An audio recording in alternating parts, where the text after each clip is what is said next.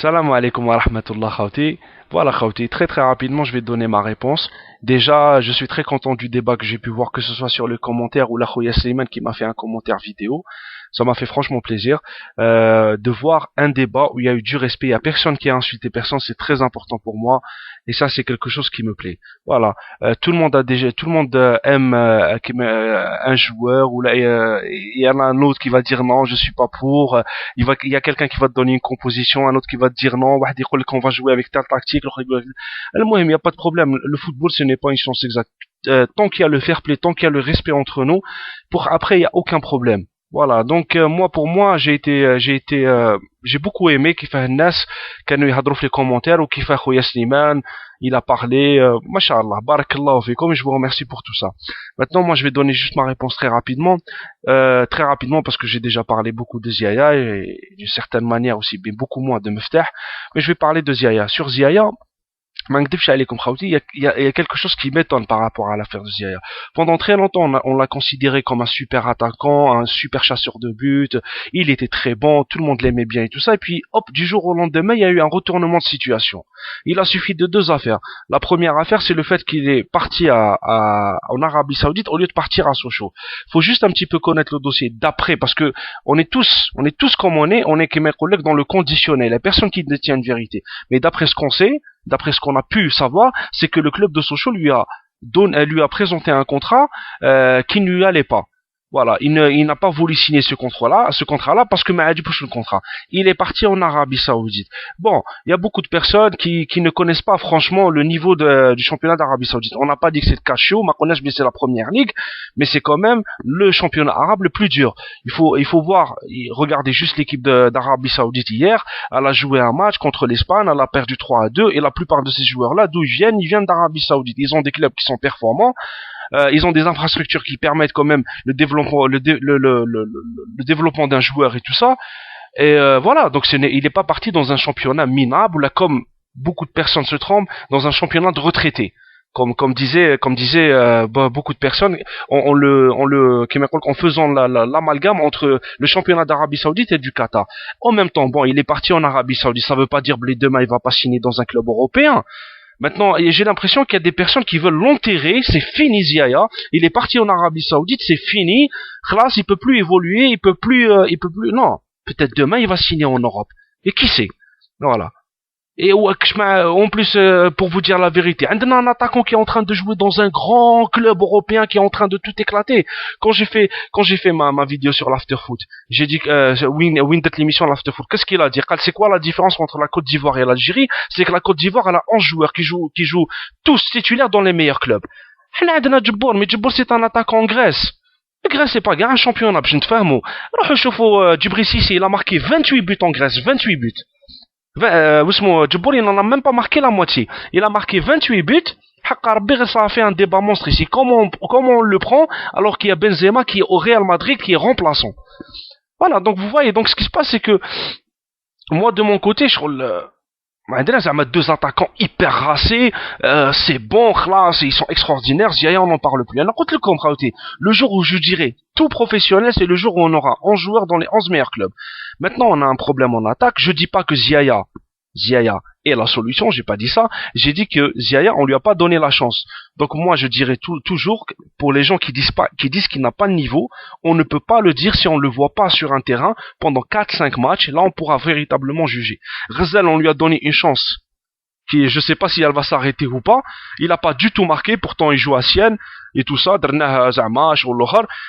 on connaît tous le niveau de Sienne, c'est un niveau catastrophique, je veux dire catastrophique, c'est pas, je rectifie, c'est pas un niveau catastrophique, mais c'est pas un club immense ou un truc comme ça, voilà, c'est un club très moyen d'Europe. Il vient d'être relégué en deuxième division en Italie, donc voilà. Donc, au lieu de se croiser les bras et de dire Blizia, il est nul, on le prend pas et on garde l'autre, l'équipe est mamra bli milieu offensif, on a deux attaquants qui sont pas des attaquants de pointe. Pourquoi, Yachir Saadan, tu n'as pas essayé Ziaya à un certain moment? Comme ça, on serait fixé. Ceux qui sont pour et ceux qui sont contre. Moi, je le dis comme ça, je le pense de cette manière-là.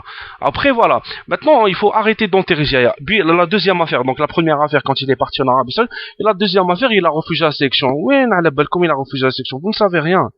Vous n'en savez rien. Saadan, il peut pleurer pour un joueur, il peut pleurer pour un joueur, il peut être très ingrat avec un autre. Pour les gens qui connaissent Saadan, quand même, on le connaît avant 2007.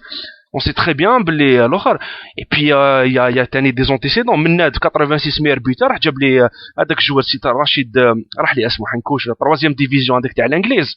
Voilà, donc on sait qu'il y a une certaine mentalité, donc il faut pas se mentir, faut pas se dire blé. Maintenant je sais, moi j'ai toujours dit le championnat national c'est un championnat qui est faible, et j'ai toujours dit il faut miser sur la formation, pour ça il y a aucun problème. Mais j'ai toujours dit qu'il y a 5 ou 6 joueurs quand même qui sont voilà, tu vois, je dis pas qu'ils sont exceptionnels, mais qui peuvent apporter quelque chose à l'équipe nationale, étant donné qu'on n'a pas des pros exceptionnels. Voilà.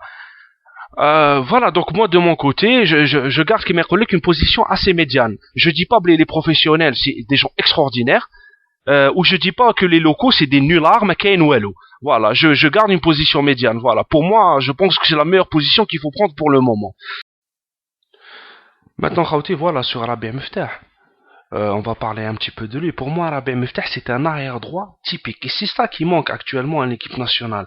Sabah Saadan, il nous a ramené énormément de défenseurs centraux en nous disant que c'était des défenseurs polyvalents. On ne voit strictement aucune polyvalence. Actuellement, on a deux latéraux, deux arrières ça, c'est Belhadji Msbah, mais qui sont sur le côté gauche. Mais sur le côté droit, il n'y a rien. Parce que la plupart, ce sont tous des défenseurs centraux de formation. Pour moi, Rabi Miftah, c'est un bon joueur. C'est un bon joueur, je le pense franchement. Il est très fort sur l'homme. Il a une très bonne condition physique, une très très bonne condition physique. Et il est aussi très bon offensivement et aussi défensivement. Bien sûr, un petit peu plus offensivement que défensivement, c'est vrai. Mais bon, mais pourquoi pardonner certaines choses à Belhadji et ne pas les pardonner à Miftah? Je ne compare pas. Mais sur le côté droit actuellement, citez-moi un arrière droit typique qui existe en Algérie. Voilà. Je pense qu'il a sa place dans les 23. Je pense qu'il aurait eu sa place dans les 23, je rectifie. Mais bon, moi je le défends. Franchement, c'est un joueur que je défends.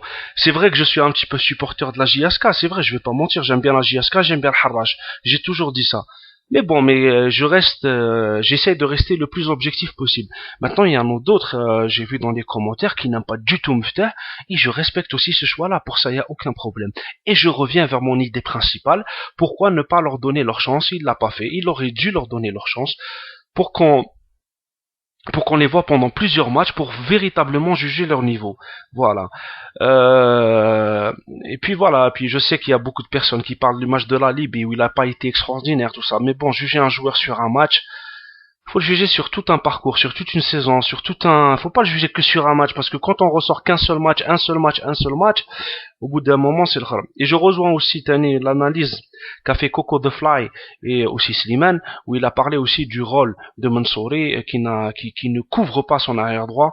Ah, voilà, ce Mansouri là, c'est un joueur qui n'arrête pas d'avoir un apport totalement négatif pour l'équipe nationale. Voilà.